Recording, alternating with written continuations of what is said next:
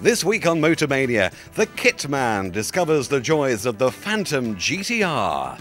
Adrian the Canadian plunges into the world of amphi-cars. And in Fiennes Finds, Richard Fiennes discovers the world of model cars. It's a Sunday afternoon. You could go for a stroll in the countryside and breathe the fresh air. You could sit inside and watch an old black and white movie. You could get the car out and polish it. Or you could get the car and you out and come to something like this. Of course, if your car isn't a Peugeot, you might feel a bit silly.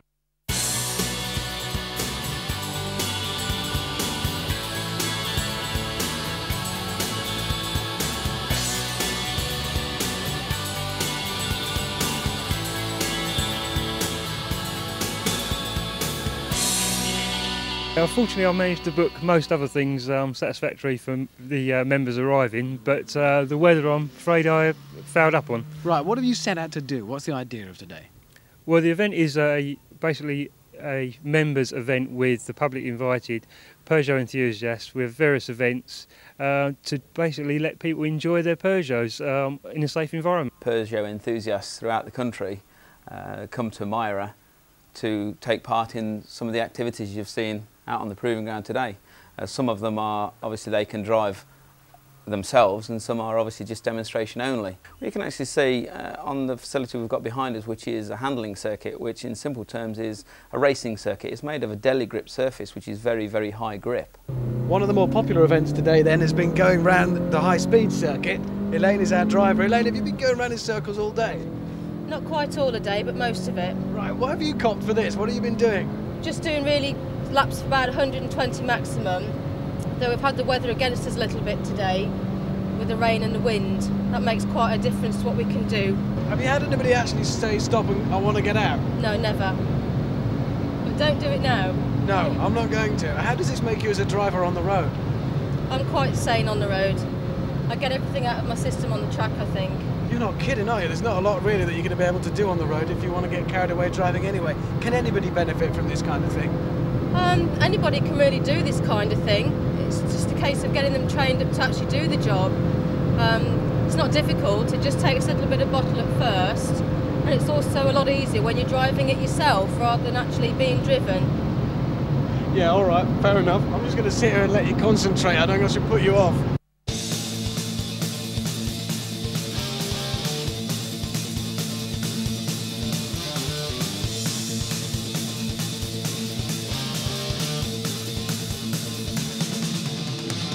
Then you can go and you can be a passenger in a rally car on what we call the ride and handling, and this is a facility that has a lot of the bad points you may find on the British road, such as potholes, broken edge concrete, corrugated roads, undulations, level crossings, cat's eyes, all the features that you probably have to travel quite a number of 100 miles to actually find in Britain. How much value is there in having instruction for just ordinary drivers to turn up here in their car and have an instructor? Is that useful for them? I think it's invaluable. In the past we've actually had open sessions, and what we've found is that you get people of different capabilities out there. With the instructors it makes it all more even for a start, and it also improves the people's driving, and hopefully they'll be able to take some of that on the road with them. There's also some stunning cars out there. Yeah, there's some stunning cars, both from individuals and some of the Peugeot mainstream modifying companies. There's some new cars out there, some cars which have been around the show circuit, been feature cars in magazines, and we've basically got half a car park full of modified motors, plus obviously the show area. Well, we're out at the wet handling circuit here at the Peugeot Sports Test Day, and oddly enough we are in what must be the most heavily modified Peugeot of the day. So heavily modified that there is no Peugeot about it. In fact, David, you started with a Nissan Skyline GTR and decided that wasn't enough for you. Yeah, well, I drove a standard Skyline about 10 years ago when I first got brought over into this country, but it was safe and good. I had a Lancia Integrale at the time. It wasn't different enough though, and then I drove a tuned one a few years later and thought it was absolutely the bee's knees. So I bought this car about 1997, June 97, and then proceeded to follow loads of Japanese magazines on tuning, etc, etc. Ended up spending a horrendous amount of money on it and took it up to 620 horsepower. Well, considering this is a Peugeot day, this thing has been turning more heads than any other car here. Yeah, definitely. Why the GTR? What is it about the car for you? This four-wheel drive system, like what we're doing now, no front-wheel drive or rear-wheel drive car would ever be able to do that. It's got an intelligent four-wheel drive system that's diverting torque to the axle that needs it the most. And this version, the V-Spec, also has an intelligent active LSD in the back that's then distributing the torque between the rear wheels in order to keep the car roughly pointing in the direction you want it to go in. Why Peugeot? Why for you and why for everybody else here? For me, it's the handling and the general ride and balance of a Peugeot. They're not the fastest cars on the road. Some would say they're not the best looking, but the all-round handling and ride, I don't think you can better this side of £40,000.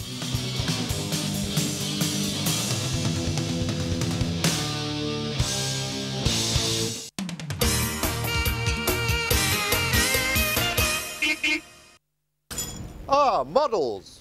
Where are they? Ah, wrong sort of models. But the right kind of models if you're into cars. Well, we sell model cars, as you can see. Shop's been here for something like 25 years in St Martin's Lane, so we're quite established. We mainly deal in models for the collectors, specialist stuff. And you can get virtually anything that anyone would want. If I said Bristol 403, 401, 403 model, I'd say no, actually. Has there ever been a nice model? There has, yeah. I think people think that there's going to be models of every single car that's made. Right. But unfortunately, there isn't. Obviously, the tooling is so expensive that the companies have to think, well, I've got to be able to sell quite a few versions of this. So, i.e. the Bristol is a car that hasn't got a very big following. So the tooling for a Ferrari, for instance, will be exactly the same as it would be for the Bristol. Well, here's a car that I never thought I would see as a model. Renault Spider. And look at the price. It just goes to show that you don't have to spend hundreds of pounds to get into collecting model cars. Here's another one that I never thought I'd see a model of, Caterham Superlight R. All for a bargain price. They have a system called photo etching, which is very, very fine pieces of metal that they can make windscreen wipers and spoke wire wheels so fine that they're actually in scale to the size of the model in comparison. And also, over the years, paint technology has got much better. A lot of the companies that we buy models from have huge spray booths, like car spray booths, with guys in mask and breathing apparatus, and it's moved on a lot in the last 15 years. And what material do they use for the bodies of the cars? Mainly, well, there's three. There's die-cast metal, white metal, and also resin are the main three. And white metal would be what? It's kind of like, people think it's lead, but it isn't. It's actually an alloy mix, and it's normally very heavy, which is, you know, you pick a model up in 43rd scale and it feels like you're really getting your money's worth for, whereas resin ones are extremely light, but they, for some unknown reason, can get really, really good detail in resin models. Just to show the variation in metal ready-built cars that children from 6 years upwards could actually play with, I have an Audi TT Roadster, not even available in this country yet. Or, if that's too prosaic for you, Porsche 917 of the past. Remember Steve McQueen's Le Mans film? Absolutely stunning racing car. And again, Audi Avis concept car. Fully chromed body. Suits you, sir. Oh. Here's a fantastic model of a brilliant British motorbike from the 50s, Vincent Black Shadow. I never thought I'd see such an exquisite model, and here it is. This shop is an absolute Aladdin's cave. It's been here 25 years. Long may it continue for another 25 years. This is Richard Fiennes on Fiennes Finds.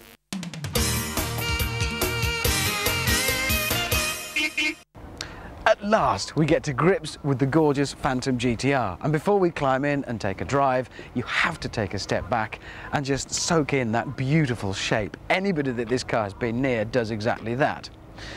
First up then, nobody's going to accuse it of being subtle. It isn't, it's a pretty wild looking machine, but take a closer look and you can certainly say that it's restrained. The pen that actually formed this masterful shape did exercise a little restraint. There's no big fins and spoilers sticking out to spoil these absolutely beautiful, elegant lines. And we get to the rear of the car, and under here is where we find nestling the Honda-designed V6 2.7 litre engine taken out of the old Rover 800s.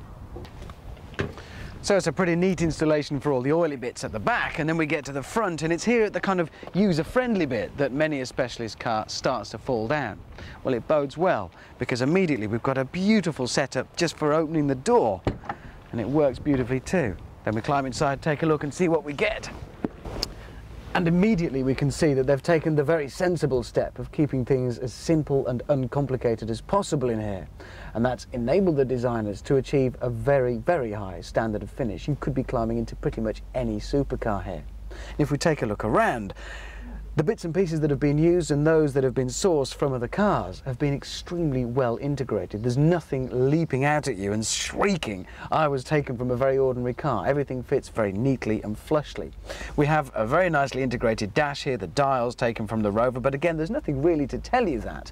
You'll notice as well that this is an automatic version. Now that came as something of a surprise to the manufacturers, but quite a few of the customers asking to have these cars built requested an automatic. But that perhaps has quite a lot to say about the possible future uses for the Phantom, as very much a long-legged supercruiser, which fits in very nicely with its rather suave, elegant and really quite subtle design and image. As I talk to you, you may pick up a bit of a buzz that's caused by the engine in this that is actually a show car, so we're certainly not yet at the production stage. Nevertheless, first impression is it feels very, very solid. There's none of the kind of slackness that you would expect to feel in a car. It feels absolutely bolted together. The 2.7 litre V6 is a pretty lusty unit out the back, and it may not be the loudest, most raucous noise, but it is quite a pleasant sound behind your head. There's enough thrust provided. Perhaps not the time to thrash this car too heavily. It isn't a production version. Nevertheless, it does feel like there's going to be more than enough performance, and I don't doubt that if you really want to work on it, there are things you can do to add that little more oomph.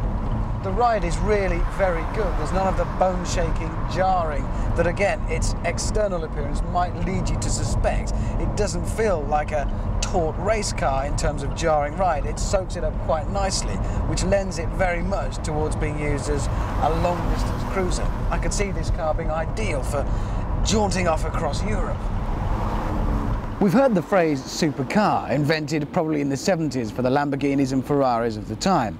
Well, we'd like to coin another phrase, the super kit, and it starts here with the Phantom. Because there's no more excuses are needed.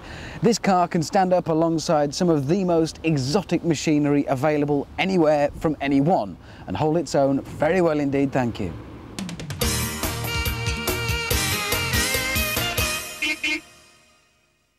Just about right.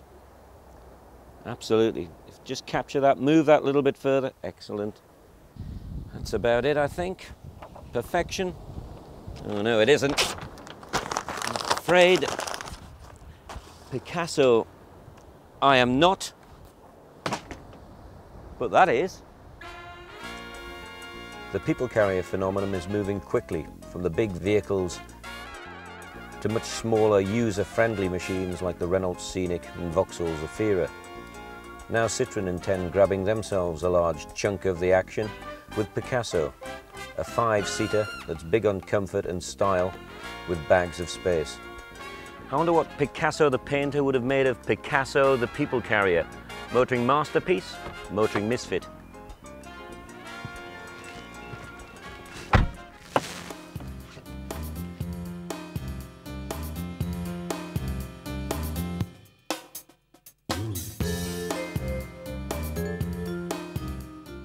So, how does a Citroen drive? Not normally a strong point with people carriers, but I'm delighted to say this one there drives very well.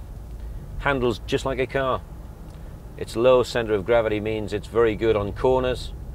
It is remarkably comfortable. Full marks for driving pleasure. Centrally mounted gear change, which seems a bit unusual at first, but I actually like it. It's very smooth, very easy, close at hand. Size, as somebody very shrewdly says, matters a great deal, especially in people carriers. And Citroen have definitely got the hang of this. This is very, very large. In fact, this is the largest boot in the entire range at the moment. Bigger than a Zafira, bigger than the Scenic. So they score heavily on this. In fact, the interior is excellent. It's great on space, comfort, and it has a quality feel about it as well. And it's obviously been well put together. So, motoring masterpiece or motoring misfit? Well, Citroen have definitely produced the most stylish people carrier so far. It's very elegant.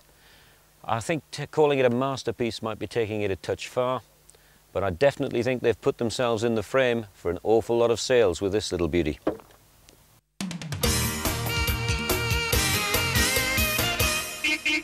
Well, we've picked the windiest day in Canadian history to show you a very rare sight in Canada, or any country for that matter, but we found a crazy Canadian that has a car that is actually amphibious. It's the German Amphicar. There was only about 2,500 of them made, and it's over my right-hand shoulder there, and here comes Carl Barth from a bottled water company that uses it as a promotional vehicle, and we're going to talk to him all about this car that actually goes on land and can actually get you to your island if you had one. They were made in the starting 1962 to 1967. We figured they made about 2,500 of them. We estimate there's about 1,000 left in the world. There's about 5 or 6 just around the Toronto area, Toronto, Ontario. And we were lucky enough to find this one in a museum, a car museum down in London, Ontario. And we asked the guy to give us a price, and we'd pay it. And he said $15,000, and we thought that was a heck of a deal. We would never sell it now. And it's a great promotional vehicle. We hear a lot of people come up to us and say, geez, I haven't seen those since I was a kid. My aunt used to have one, or I saw those over in Europe. And they're really great. They're a lot of fun. Everybody loves to go for a ride. Well, we're going to have a ride later on, but they say that there's something like 7 or 8 still in the United Kingdom, and one, if my notes will tell me, there is one for our British viewers at the Lakeland Motor Museum in South Cumbria. So the next time you're in England, Carl, you can check out the South Cumbrian Museum there. Well, we'll have to do that for sure. Now tell me, how fast will it go? We saw you just puttering around in the water. How fast will it go in the water? Well, it'll do somewhere between 8 to 10 knots, and if you're really pushing it, you can probably get it up to 12. We've kept everything's original on it except the air horns, and we put a radio in it, which is not original. We just redid the interior to match the outside color, but that's the original color. Now, how many cylinders are under that hood? Well, we can go around the back. Oh, hang on. Where is the engine? It's a rear engine, right, and it's a 4-cylinder. The car was actually made in West Germany, but the power plant is a British. It's a Triumph Herald engine, so it's 4-cylinder. So there's a link to British automobiles, a Triumph engine on this crazy car. Okay. Okay, Carl, here we are, ready to launch the boat from the parking lot into Lake Ontario in Toronto, Canada. What do we do to prepare ourselves to make this thing watertight? Well, we don't like to say launch the boat. We like to say drive the car into the water, and that's what we're going to do. It's very simple. What we do is make sure that we have the proper safety equipment in the car. We get our life jackets in, one for every person. You don't have to wear it in Canada. It's not a regulation, but you have to have it in the vehicle with you. We have our paddles, our bilge pump, and our tow rope. Once we got all of that in the car, we secure the bonnet, the hood, the latch the trunk, and the engine compartment. And then we simply get in the car and close the door.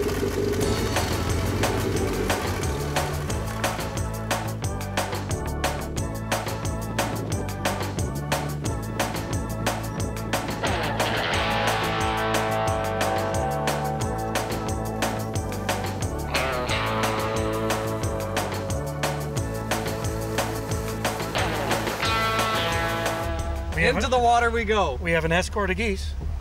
Yeah, that's good. That's perfect. So, boy, it feels so strange.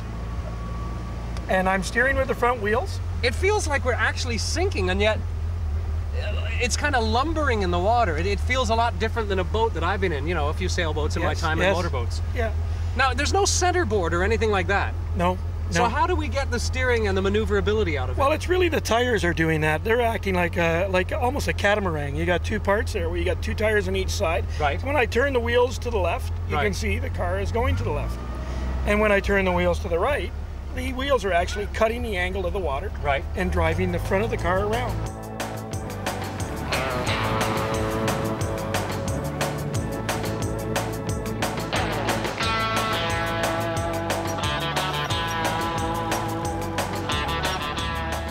So would this be considered, not that I know much about cars, but I know some of the lingo. Is this a high compression engine or a low compression engine?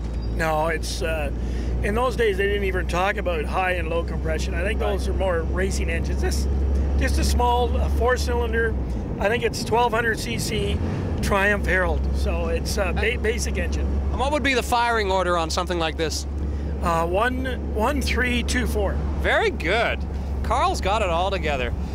It drives pretty good though. It's a rigid drive. You know, the ride is a pretty rigid ride, but for its age, I think it handles pretty nicely. Yeah, I think you got to keep in mind that, you know, I always, you know, people say the ride is stiff and it rides like a boat and that type of thing, but it's really 60s technology, and we're so used to the way cars cruise now. You know, they're so smooth and quiet. Now, is there power steering on this? No, standard steering, standard brakes. There's nothing. And it's drums or is it rotors? It's drums. By sheer coincidence, we've been driving the Amphicar through the neighborhood here in the Beaches, and we've come across Anne, and you came running out of your house, and you said your father used to sell them. That's right, in Norway. In Norway, how many years ago? 30 years ago. And did he make a profit? Was he successful? No, he couldn't sell them. And the strange thing is, I mean, it's a natural for the water and for the street, and he would take them and drive them off the beach, you know, and people would go and panic because they thought he was nuts, of course, you know, driving the car into the water, and then they would look at it and it still wouldn't. It didn't catch on. It's very strange. Well, they were originally designed for the fjords, weren't they, throughout Europe? And I guess, is your family Norwegian then? Yes. And did you have one in your family? Well, that of course, because he was selling it, right? You know, that was part of his. You know, he was so taken by this car that he thought that this was going to make him millions. You know, he was going to be an instant millionaire and sell this car. But it never worked, eh? Never worked. Well, it's strange. I think he sold 3 maybe or something. Is that right? They say, I think there's only between 2,500 and 3,500 made, they said, and now apparently 8 in Canada, 8 in the UK. And what did you say, Carl? There was 50 some odd in Canada? Yeah, we think there's about 50 in Canada. There's right in the Toronto area, up in Aurelia, and there's a couple in Oakville in Burlington. And we found this in London at a museum, and we were pretty lucky to get hold of it because being in the water business, we wanted a water car.